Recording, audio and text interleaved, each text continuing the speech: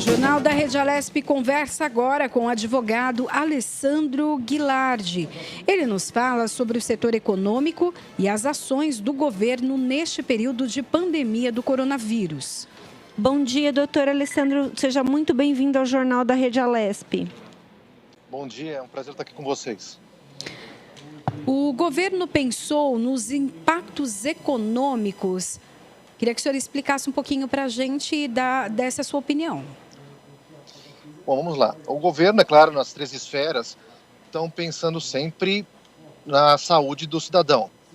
Mas, paralelamente a isso, eles deixaram de pensar e criar uma estratégia para a economia. Hoje, a nossa economia ela vai sofrer um impacto enorme por conta do confinamento. E o governo não tomou nenhuma medida para ajudar os empresários a manter as atividades e a manter, acima de tudo, os postos de trabalho dos funcionários. Doutor, o que poderia ser feito para mitigar os impactos do isolamento? Olha, o que eu vejo que o governo poderia fazer é dar um conforto tanto para o empregado, para o trabalhador, quanto para o empresário. Uma medida que seria muito louvável seria, garantir que os acordos, que os famosos refis ou programas especiais de parcelamento, que muitos empresários aderiram o ano passado, ano retrasado, tivessem as prestações postergadas após pandemia, para dar um alento para eles, porque não adianta eles estarem com as atividades suspensas e mesmo assim têm a obrigação de arcar com o compromisso de pagar mensalmente os valores para o Estado, ou para o município, ou para a União, sem ter os recursos entrando em caixa. Essa seria uma forma. Outra forma, poderia se estudar no âmbito municipal, estadual e também federal, uma renúncia fiscal parcial, dando uma isenção. Por exemplo, no município, o IPTU, enquanto perdurar a pandemia, todos os proprietários de imóveis vão ter os IPTUs suspensos de cobrança, o que poderia refletir também a favor dos locatários desses imóveis, não só os proprietários, mas os locatários. Isso são algumas medidas que o governo podia estudar e implementar eficazmente. Doutor Alessandro, mas isso não traria impacto, por exemplo, na arrecadação e consequência, por exemplo, no valor que o governo tem disponível para pagar as despesas básicas? Vamos supor o seguinte, o governo, hoje, no município de São Paulo, nós temos um orçamento que gira em torno de quase 70 bilhões, e as despesas do município, elas podem ser melhores geridas, uma gestão mais eficaz, ou seja, para deixar-se um valor maior em caixa. E outra coisa, não adianta o Estado pensar que ele vai receber os impostos agora, como pretende receber nesse período de pandemia, porque as pessoas não vão ter como pagar. Hoje, o empresário está buscando o quê? Se readaptar a essa situação, está reduzindo todos os custos, está revendo os contratos com o fornecedor, está revendo contratos com o cliente, está reduzindo o número de funcionários. Então, hoje, ele está pensando na sobrevivência dele, nem que ele deixe de pagar os tributos. Então, é muito mais louvável do governo, que afinal ele recebe quase 1/3 dos recursos dos empresários e dos cidadãos, falar, olha, também vou me apertar um pouco aqui, vou gerir melhor os meus recursos, mas vou dar um fôlego para o contribuinte. Então, isso pode ser feito desde que bem equacionado. Doutor, há um plano para a retomada econômica pós-isolamento? Olha, ouvi falar que existe, mas ainda não vi esse plano.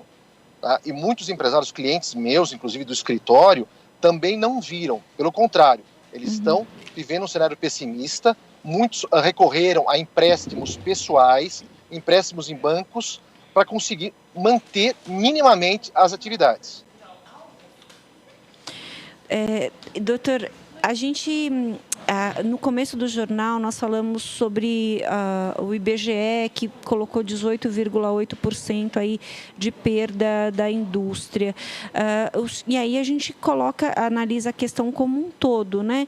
Então, a indústria tendo essa perda, isso impacta, como a gente falou anteriormente, no consumo, né? Se as pessoas retraiu ali, o empresário retraiu, o funcionário também, né? E ele segura... É um efeito em cascata. Exatamente. Exatamente, é um efeito em cascata. E aí eu queria a análise do senhor com relação a essa retração e a retomada. Se a gente tem uma perspectiva de... Eu sei que é uma previsão muito futurística, mas pelo que o senhor conhece, pela sua experiência, a gente tem dá para recuperar esse fôlego aí ainda esse ano ou é difícil? Vamos pensar o seguinte, como você bem falou, está tendo uma retração. Nessa retração, os empresários deixam de contratar, as pessoas deixam de ter emprego, deixam de consumir, os empresários também reduzem o consumo deles, pagam menos tributos. Então, uma retomada. Nós já estávamos tentando, no começo do ano passado, esse ano, buscar uma retomada da economia. Com essa questão de interrupção abrupta, porque foi abrupta, de toda a atividade produtiva, eu acho muito difícil. E ainda mais se pegar um exemplo assim muito superficial do setor de food service. Mais de 220 mil pessoas já estão desempregadas. 220 mil pessoas vão precisar do quê?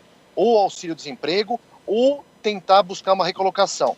E não vai ser rápido isso. Então, eu não vejo que esse ano nós consigamos um ramp-up, uma retomada, só se tiver realmente muita injeção de investimento e tiver um trabalho feito com o governo e com o empresariado para gerar postos de trabalho e aquecimento da economia. Mas eu duvido muito que aconteça.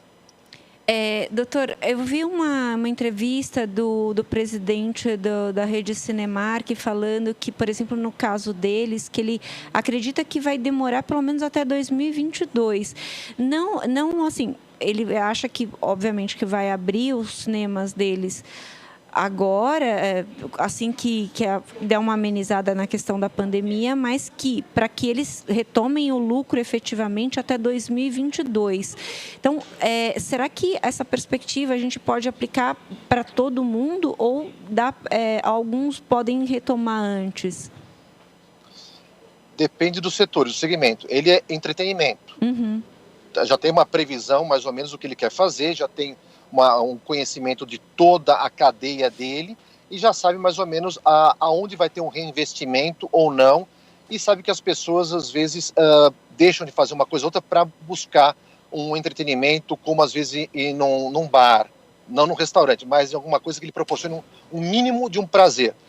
Então, 2022, se ele está falando, eu acredito nele, que essa área eu não conheço tão bem, mas outros segmentos, talvez confecção, talvez a parte de marcas demore um pouco mais.